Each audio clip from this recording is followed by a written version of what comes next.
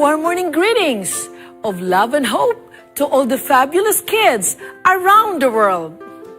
Every morning brings a beautiful message from God, a gentle reminder of God's love that never fades, never fails, and never ends, and allowing us to face each day with confidence and joy, especially when we are weak. His love becomes our strength. When we walk through darkness, God's love lights the way. And when we are weary, His love surrounds us with comfort, just like a delicious meal we can't wait to share. The love of Jesus overflows in our hearts, and we can't help but share it with others, allowing them to experience the same joy and fullness. And let us share this love with our family, to our friends, and even strangers, as our theme calls us to loving others like Jesus.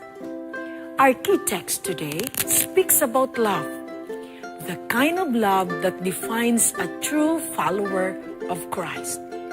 Before Jesus bid goodbye to His disciples and returned to His home in heaven, He gave them an important command, one that would set them apart from the world.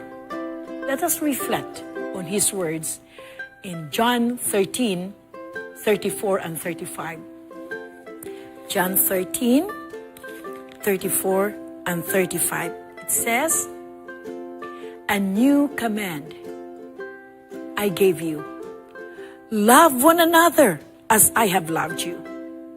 So you must love one another. By this, everyone will know that you are my disciples, if you love one another. This passage explains that if we love one another, the world will know we are followers of Jesus. It teaches us that He wants us not only to love, serve, and care, and value others, but also to follow His example of showing love and care. I once read a simple yet powerful piece of wisdom from an unknown writer that says, "Love is not what you say, love is what you do." This means that love is not just about saying, "I love you." It is about showing it through actions. Do you love your mommy and daddy? Show them by helping with chores like cleaning or washing dishes. Spend time together. Give hugs. Make a card. Or simply say, "Thank you." How can you show care to your friends? Be kind. Help when needed. Spend time praying together and offer support, especially during tough times. Small actions like this really show how much you care. The Bible tells us in Matthew chapter 25, verses 44 and 45, says, "They also will answer, 'Lord, when did we see you hungry or thirsty, or a stranger, or needing clothes, or sick, or in prison, and did not help you?' And He will reply, 'Truly I tell you, whatever you did not do for one of the least of these, you did not do for me.'" Kids, are you willing to follow what Jesus did for others? I'm sure your answer is yes. Let's go and feed the hungry, comfort the lonely, provides clothing to those in need, care for the sick, and visit those in prison. Let us welcome strangers with a genuine smile and embrace them with open arms, sharing God's love through our actions. One bright afternoon, Peter and John, they were excited as they walked towards the temple to join the 3 o'clock prayer service. The streets were crowded with busy people. Then, a beggar sitting by the entrance caught their attention.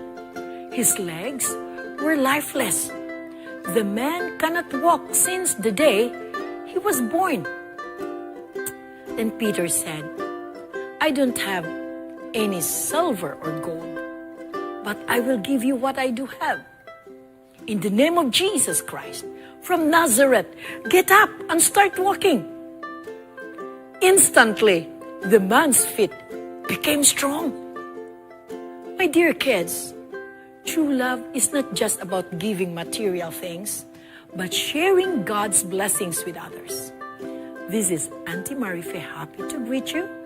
A wonderful day.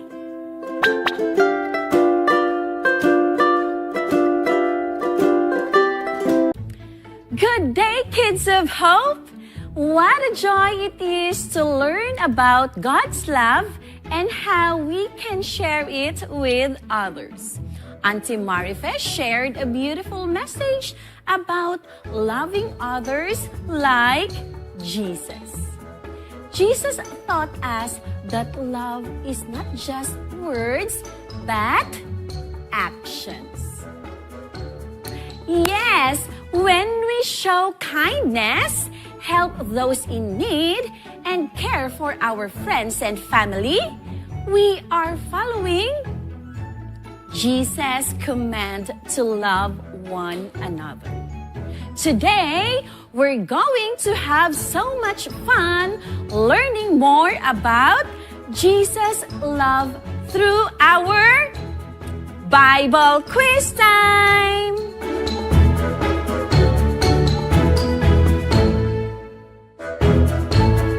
Let's see how well you remember today's lesson about loving others like Jesus. Ready your minds and your hearts for the first question. How do people know that we are disciples of Jesus? Again, for question number 1, how do people know that we are disciples of Jesus? Letter A, by how much money we have. By how much money we have. Letter B, by how much we talk about Jesus. By how much we talk about Jesus. Letter C, by the way we love one another. By the way we love one another. And letter D, by how many Bible verses we memorize. By how many Bible verses we memorize. Awesome, kids! Here's question number 2. According to Matthew 24, verse 44 to 45, what happens when we help those in need? Again, according to Matthew 25, verse 44 to 45, what happens when we help those in need?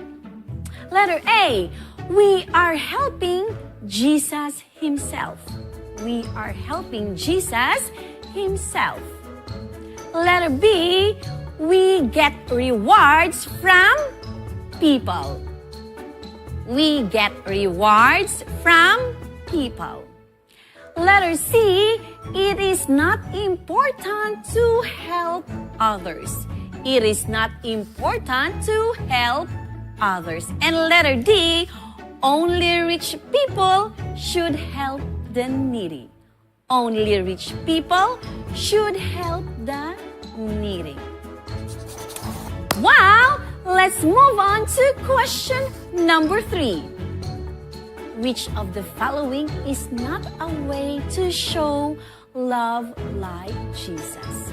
Which of the following is not a way to show love like Jesus? Letter A, helping a friend who is sad. helping a friend who is sad.